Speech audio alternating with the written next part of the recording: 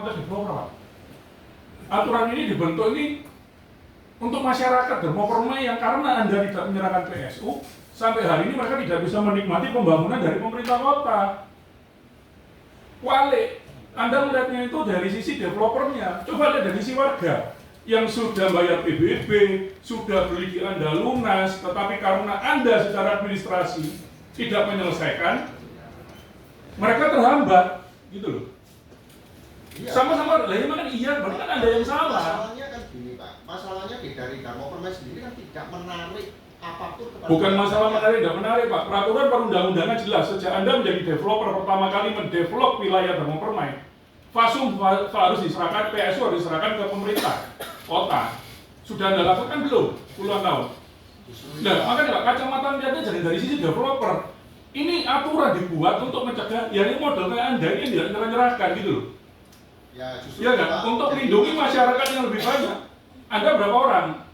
Masyarakat Darmo-Permai ini berapa belas ribu orang? Betul. Iya kan? Nah ini sekarang pemerintah kota ingin melindungi warga Surabaya yang sudah membayar PBB dan perintilannya ini termasuk untuk listrik supaya mereka bisa menikmati fasilitas. Gitu loh. Kalau Anda sudah selesai serah terima dari dulu, Pak PBB sudah lunas, Pangkam sudah selesai, ya Anda juga tidak akan komplain, ini warga juga tidak akan komplain. Sama Pak, jadi kacamatanya mohon, kacamatanya dirubah. Lihatlah dari sisi warga secara keseluruhan. Nah itu yang saya harapkan.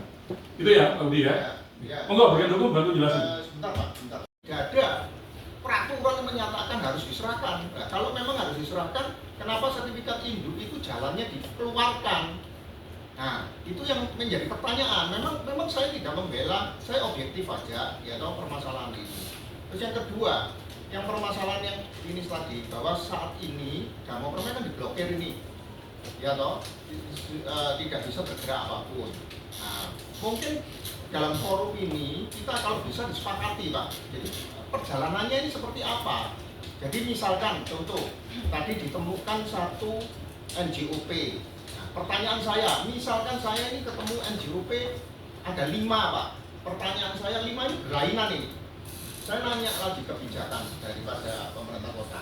Apakah 5 ini kita ambil di tengah-tengah, terkecil atau terbesar? Ya, satu. Ya toh. Terus yang kedua, kalau bisa saya sampaikan bahwa jalan-jalan di pihak kami yang pernah saya sampaikan ke Pak Yosia, jalan-jalan itu bukan ada di kami sudah. Jadi saya tidak punya sertifikat itu. Fasilitas umum sebagian itu tidak dalam sertifikat Darmo-Permai. Jadi secara legalitas bagaimana bisa menghitung, bisa menyerahkan sesuatu yang bukan milik kami? Itu yang jadi masalah. Saya kontennya begini Pak. Jadi permasalahan ini sudah selesai, kita sudah beres, tapi masih nyantol, masih ngambang istilahnya. Jadi ini perlu satu rangkaian. Seperti kalau program komputer itu sampai N Pak. Jangan sampai ini terus kalau if gini nggak ada lanjutannya. Nah ini kita yang terus terang jujur aja, kami developer sebagai korban Pak, jujur aja. Ya tahu saya korban, saya sebagai warga negara di Darmo-Permai nomor 1 korban. Karena apa? Kami ini membayar PBB Pak. PBB itu jelas-jelas disebutkan bahwa itu untuk manfaat jalan dan drainase pemeliharaan. Kami bayar PLN Pak. PLN itu adalah PPJB, itu adalah penerangan jalan umum. Saya sebagai warga negara tidak mendapatkan itu apa-apa. Kami pun membayar dengan baik. Nah ini istilahnya kan ini di DPR Pak. Ya saya sebagai developer, saya sebagai warga di Darmo-Permai. Ya kalau bisa saya sampaikan seperti itu. Makanya saya mau kebijakan. Kami terus terang aja. Saya tidak bisa meminta kepada Darmo-Permai karena saya tahu bahwa Darmo-Permai tidak menarik apapun pajak 1 rupiah pun pada warganya. Tapi pemerintah kota yang menarik itu. Kami tidak mendapatkan feedback. Nah, pertanyaan saya itu alokasinya ini kemana nih PBB saya ini? Gitu loh. Apakah dikembalikan ke Darmo-Permai atau kembalikan ini butuh penjelasan Pak intinya gitu. Makasih.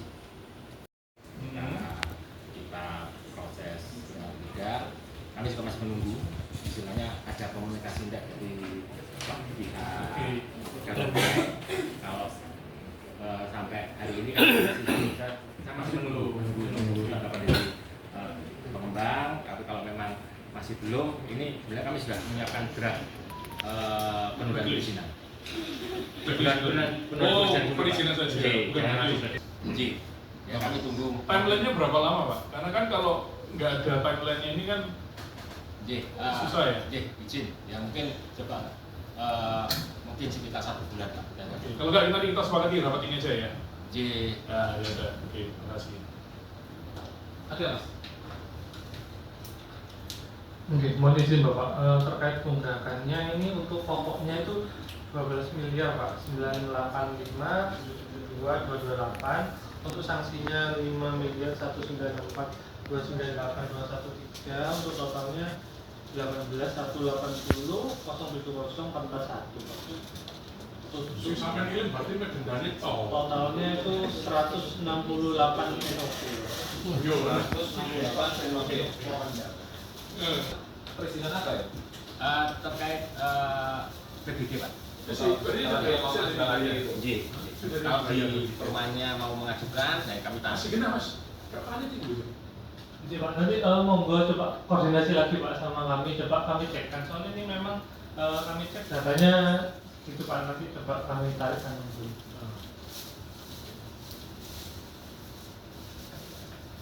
Ini tunggu sama Nambah duit, nambah BAT.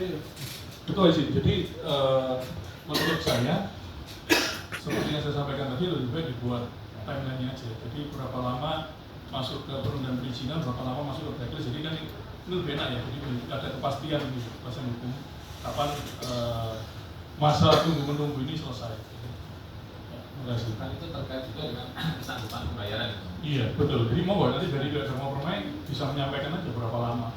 Silakan dari manajemen Dharma Permai.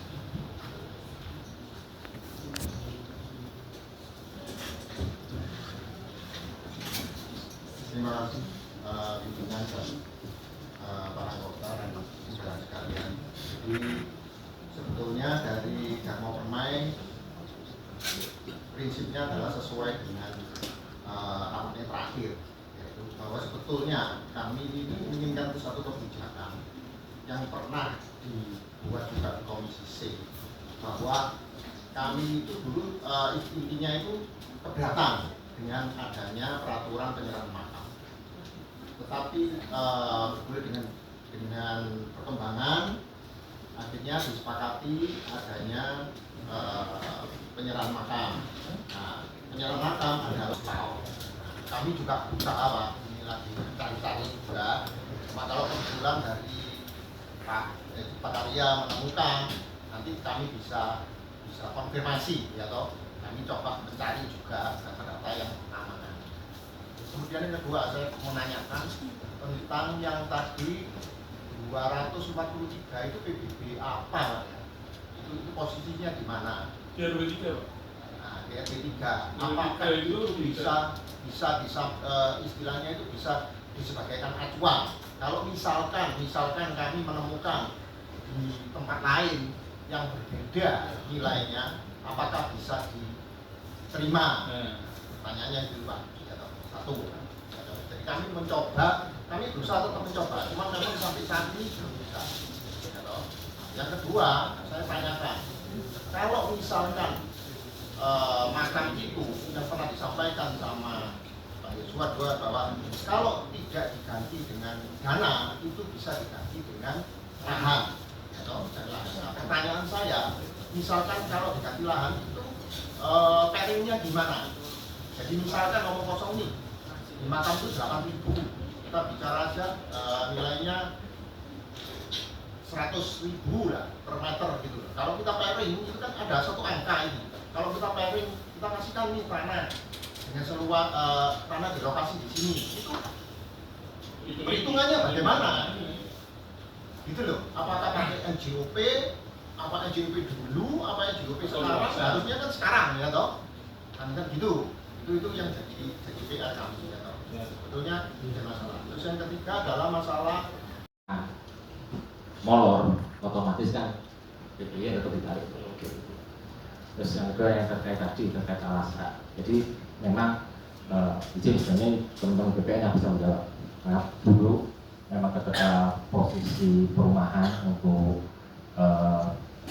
sertifikasi 100-nya jalan itu memang ditahan sama teman-teman BPN mungkin untuk pengamanan. Tapi ketika nanti ada penyerahan PSU, nanti verifikasi kami juga menggandeng teman-teman BPN.